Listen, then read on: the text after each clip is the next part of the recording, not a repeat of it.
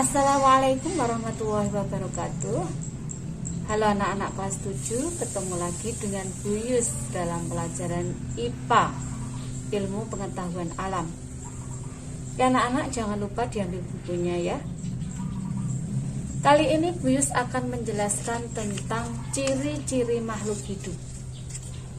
Anak-anak bisa lihat di halaman 33.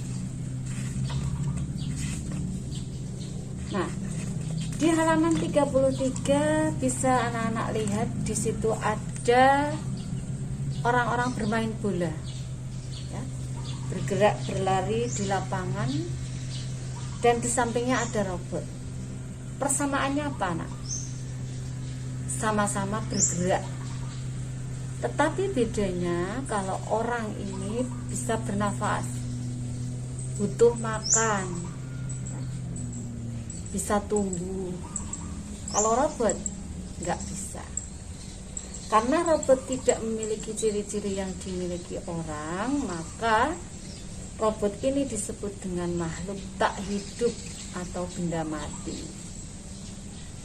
Terus apa saja Bu ciri-ciri makhluk hidup yang lain? Nah, mari kita lihat di halaman 39. Ciri-ciri makhluk hidup yang pertama adalah bernafas. Coba anak-anak lakukan. Bernafas adalah menghirup udara atau oksigen dan mengeluarkan karbon dioksida. Apa yang terjadi kalau tidak bernafas? Coba saja anak mencoba bertahan nafas agak lama, pasti nanti rasanya sesak karena kekurangan oksigen. Ciri yang berikutnya, ciri yang kedua adalah memerlukan makan dan minum. Makhluk hidup itu membutuhkan makan untuk apa? Yang pertama, memenuhi kebutuhan energi dalam tubuh. Yang kedua, untuk proses pertumbuhan sehingga makin tinggi. Dan yang ketiga, untuk mengganti sel-sel yang rusak. Sementara airnya digunakan sebagai zat pelarut. Nah, kita lihat di sini, di gambar itu ada kambing makan rumput dan ada anak makan nasi. Kita lanjut pada ciri yang ketiga, yaitu bergerak. Setiap makhluk hidup itu melakukan gerak, berubah posisi dari satu titik ke titik yang lain.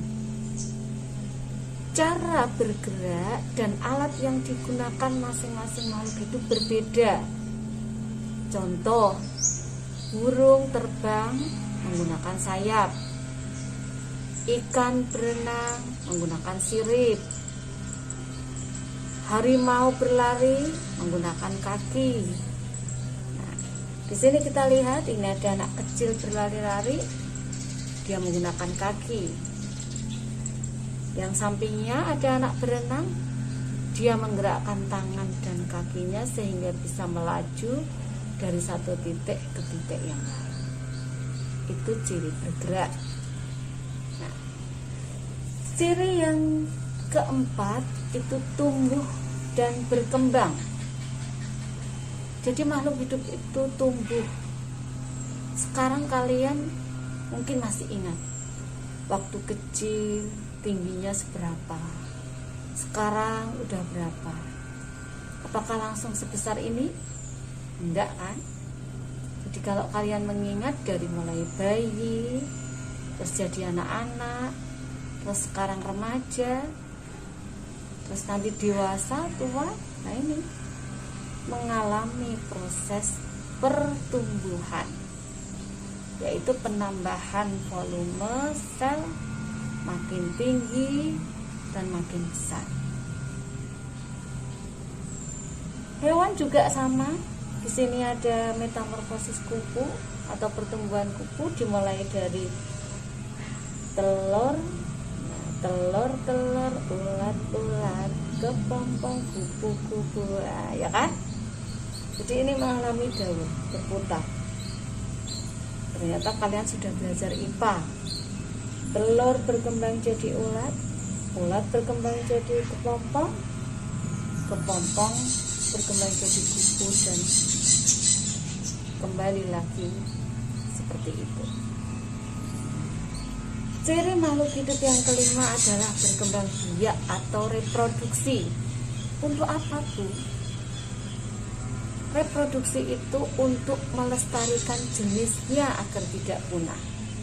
Coba bayangkan anak, ada orang membeli ayam betina satu, dikasih makan terus, tapi suatu ketika ayam itu sakit dan mati. Habis kan? Tetapi ada orang lain yang membeli ayam dua, betina dan jantan, jadi satu, akhirnya kawin. Nah, berkembang biak kan?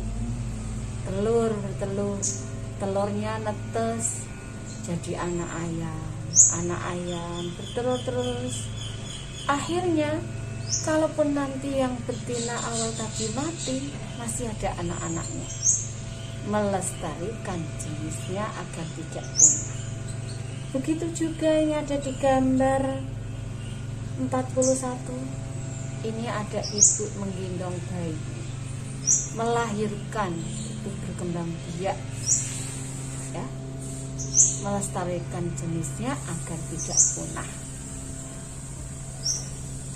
Yang keenam, nah, di halaman 42 di sini ada ciri makhluk hidup peka terhadap rangsang. Peka terhadap rangsang biasa disebut dengan iritabilitas. Contoh yang ada di gambar ini, pada malam hari naik mobil kena sorot mobil lain yang berlawanan. Nah, akhirnya dengan sendirinya kelopak mata kita akan menutup. Nah, itu namanya peka terhadap rangsang. Contoh lain, bunga putri malu kalau kalian sentuh, dia akan mengatup. Ciri yang terakhir adalah menyesuaikan diri terhadap lingkungannya, atau biasa disebut dengan adaptasi. Nah, contoh, kalau anak-anak lihat kolam depan, di situ ada teratai. Teratai itu daunnya lebar, tipis. Nah, itu termasuk salah satu adaptasi tumbuhan yang hidup di air untuk mempercepat penguapan. Ada juga tumbuhan kaktus, dia di tempat kering, daunnya tebal, berduri, kan? Beda lagi. Terus kalian pernah lihat pohon jati? Pohon jati kalau musim panas kemarau, dia akan menggugurkan daunnya, meranggas. Itu juga termasuk salah satu adaptasi. Dan materi adaptasi selengkapnya nanti akan dibahas di kelas 9. Oke anak-anak, di situ adalah ciri-ciri makhluk hidup. Semoga yang Bu jelaskan bermanfaat, dan nanti kita bahas materi berikutnya tentang klasifikasi. Oke anak-anak, sampai di sini dulu. Assalamualaikum warahmatullahi wabarakatuh.